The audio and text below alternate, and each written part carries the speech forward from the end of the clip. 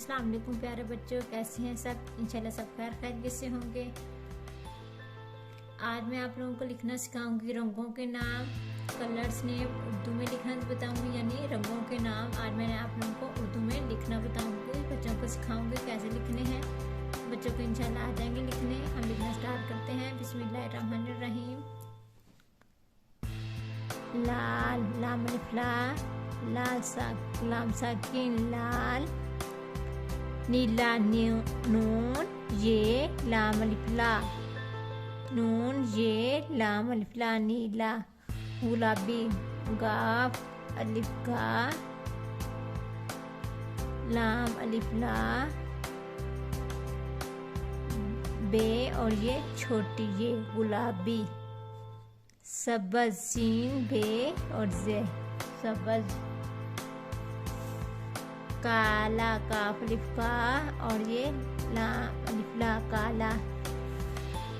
सफेद, सीन फे ये दाल सफेद।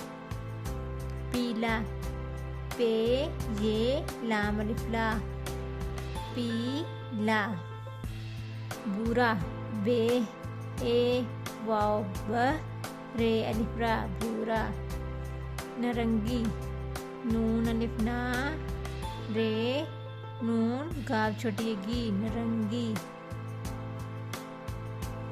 जामनी, जीम अलिफ जा मीम नून छोटी के नी जामनी। फिरोजी, फे ये रे फे ये रे रो जे छोटी ये फिरोजी। फिरोजी के बाद आसमानी, आसमानी। आगे सुनहरी, सी नून हे रे सुनह छोटी ये सुनहरी।